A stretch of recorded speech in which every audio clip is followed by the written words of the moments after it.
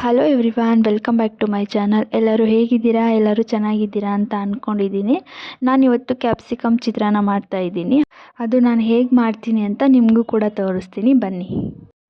So ಮೊದಲಿಗೆ ನಾನಿಲ್ಲಿ ಒಂದು ಪಾತ್ರೆನ ಇಟ್ಕೊಂಡು ಪಾತ್ರೆ ಕಾದ ನಂತರ 3 ಟೇಬಲ್ ಸ್ಪೂನಷ್ಟು ಎಣ್ಣೆನ ಹಾಕೋತಾ ಇದ್ದೀನಿ. ಎಣ್ಣೆ ಕಾದ ನಂತರ ಕಡಲೆಬೀಜನ ಹಾಕೋತಾ ಇದ್ದೀನಿ. ಒಂದು 1/4 ಕಪ್ ಆಗುವಷ್ಟು ಕಡಲೆಬೀಜನ ತಗೊಂಡಿದ್ದೀನಿ.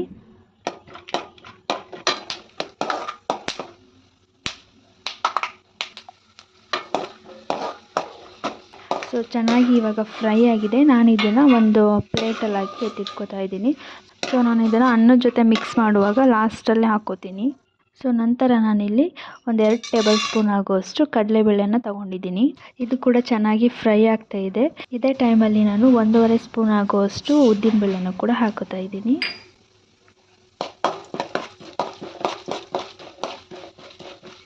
ಸೊ ನಂತರ ನಾನಿಲ್ಲಿ ಸ್ವಲ್ಪ ಗೋಡಂಬಿನೂ ಕೂಡ ಹಾಕ್ಕೊಂಡು ಫ್ರೈ ಮಾಡ್ಕೋತಾ ಇದ್ದೀನಿ.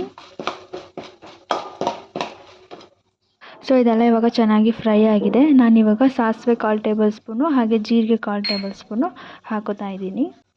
ಹಾಗೆಯೇ ನಾನು 5 ಹಸಿಮೆಣಸಿಕಾಯನ್ನ ಈ ಥರ ಕಟ್ ಮಾಡಿ ಹಾಕೋತಾ ಇದ್ದೀನಿ. ಸೊ ಇದೆಲ್ಲನೂ ಇವಾಗ ಚೆನ್ನಾಗಿ ಫ್ರೈ ಮಾಡ್ಕೋತಾ ಇದ್ದೀನಿ. ಸೊ ನಂತರ ಕರಿಬೇವು ಸೊಪ್ಪನ್ನು ಕೂಡ ಹಾಕೋತಾ ಇದ್ದೀನಿ.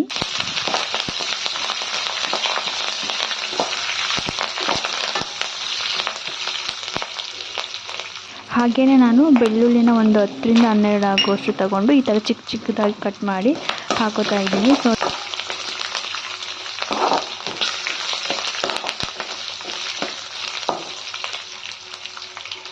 ನಂತರ ನಾನಿಲ್ಲಿ 3 ಮೀಡಿಯಮ್ ಸೈಜ್ ಆಗುವಷ್ಟು ಈರುಳ್ಳಿನ ಕಟ್ ಮಾಡಿ ಇವಾಗ ಹಾಕೋತಾ ಇದ್ದೀನಿ. ಸೊ ಈರುಳ್ಳಿ ಒಂದು 1/4 ಭಾಗ ಫ್ರೈ ಆಗಿದೆ ಅನ್ನುವಾಗ ನಾನು ಕ್ಯಾಪ್ಸಿಕಮ್ನ ಹಾಕೋತಾ ಇದ್ದೀನಿ. ಕ್ಯಾಪ್ಸಿಕಮ್ ಒಂದು ಮೀಡಿಯಮ್ ಸೈಜ್ದು ತಗೊಂಡಿದ್ದೆ. ಈ ಥರ ಸಣ್ಣ ಸಣ್ಣದಾಗಿ ಕಟ್ ಮಾಡಿ ಹಾಕೋಬೇಕು.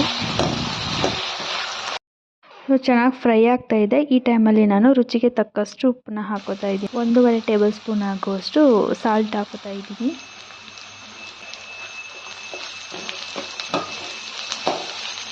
ನಂತರ ನಾನಿಲ್ಲಿ 1/2 ಟೇಬಲ್ ಸ್ಪೂನ್ ಆಗುವಷ್ಟು ಅರಿಶಿನ ಪುಡಿನ ಹಾಕೋತಾ ಇದ್ದೀನಿ. ಸೊ ಇದನ್ನು ಕೂಡ ಚೆನ್ನಾಗಿ ಮಿಕ್ಸ್ ಮಾಡ್ಕೋತಾ ಇದ್ದೀನಿ. ಸೊ ನೋಡ್ತಾ ಇದ್ದೀರಲ್ಲ ಎಷ್ಟು ಈಸಿಯಾಗಿ ಆಯಿತು ಅಂತ. ಸೊ ಲಾಸ್ಟಲ್ಲಿ ಇವಾಗ ನಾನು ನಿಂಬೆಹಣ್ಣನ್ನ ಹಾಕೋತಾ ಇದ್ದೀನಿ. ಒಂದು ಮೀಡಿಯಮ್ ಸೈಜ್ದು ಕಟ್ ಮಾಡಿ ಈ ಥರ ಸ್ಕ್ವೀಸರಲ್ಲಿ ಅದರ ರಸ ಹಾಕೋತಾ ಇದ್ದೀನಿ. ನಿಂಬೆಹಣ್ಣು ರಸ ಹಾಕಿದ ಮೇಲೆ ಚೆನ್ನಾಗಿ ಈ ಥರ ಮಿಕ್ಸ್ ಮಾಡ್ಕೋತಾ ಇದ್ದೀನಿ. ನಂತರ ಇದಕ್ಕೆ ರೆಡಿ ಇರುವಂತಹ ವೈಟ್ ರೈಸ್ನ ಹಾಕ್ಕೊಂಡು ಚೆನ್ನಾಗಿ ಮಿಕ್ಸ್ ಮಾಡ್ಕೋತಾ ಇದ್ದೀನಿ. ಲಾಸ್ಟಲ್ಲಿ ಇವಾಗ ಕೊತ್ತಂಬರಿ ಸೊಪ್ಪು ಹಾಗೆಯೇ ಮೊದಲೇ ಫ್ರೈ ಮಾಡಿ ಇಟ್ಕೊಂಡಿರುವಂತಹ ಕಡಲೆ ಬೀಜನ ಹಾಕ್ಕೊಂಡು ಮಿಕ್ಸ್ ಮಾಡ್ಕೋತಾ ಇದ್ದೀನಿ. ನೋಡಿದ್ರಲ್ಲ ಎಷ್ಟು ಸಿಂಪಲ್ಲಾಗಿ ಮಾಡ್ಕೋಬೋದು ಅಂತ. ಬೆಳಗಿನ ಬ್ರೇಕ್ಫಾಸ್ಟ್ಗೆ ಹಾಗೆ ಲಂಚ್ ಬಾಕ್ಸ್ಗೂ ಕೂಡ ಇದೊಂದು ತುಂಬ ಈಸಿಯಾಗಿ ಮಾಡ್ಕೊಳ್ಳುವಂತಹ ರೆಸಿಪಿ. ಸೊ ಈ ಕ್ಯಾಪ್ಸಿಕಮ್ ಚಿತ್ರಾನ್ನ ಇನ್ನೊಂದು ಥರನೂ ಕೂಡ ಮಾಡ್ಬೋದು. ಅದು ಮಸಾಲೆ ಹಾಕಿ ಮಾಡ್ಬೋದು. ಸೊ ಅದನ್ನು ನಾನು ನೆಕ್ಸ್ಟ್ ವ್ಲಾಗಲ್ಲಿ ನಿಮಗೆ ತಿಳಿಸ್ಕೊಡ್ತೀನಿ. ಸೊ ಇವಾಗ ಇದನ್ನು ಒಂದು ಪ್ಲೇಟ್ಗೆ ಸರ್ವ್ ಮಾಡಿಕೊಂಡು ತಿನ್ನೋವಂತಹ ಟೈಮ್. ಸೊ ನೀವು ಒಂದ್ಸಲ ನಿಮ್ಮ ಮನೆಗಳಲ್ಲಿ ಟ್ರೈ ಮಾಡಿ ಈ ಕ್ಯಾಪ್ಸಿಕಮ್ ಚಿತ್ರಾನ್ನ ಹೇಗೆ ಬಂತು ಅಂತ ಕಾಮೆಂಟ್ ಮಾಡಿ. ಯಾರಿಗೆಲ್ಲ ಈ ವಿಡಿಯೋ ಇಷ್ಟ ಆಯಿತು ಲೈಕ್ ಮಾಡಿ, ಶೇರ್ ಮಾಡಿ, ಕಾಮೆಂಟ್ ಮಾಡಿ, ಹಾಗೆಯೇ ಸಬ್ಸ್ಕ್ರೈಬ್ ಮಾಡ್ಕೊಳ್ಳಿ. ನೆಕ್ಸ್ಟ್ ವ್ಲಾಗಲ್ಲಿ ಆದಷ್ಟು ಬೇಗ ಸಿಗ್ತೀನಿ. Thank you all.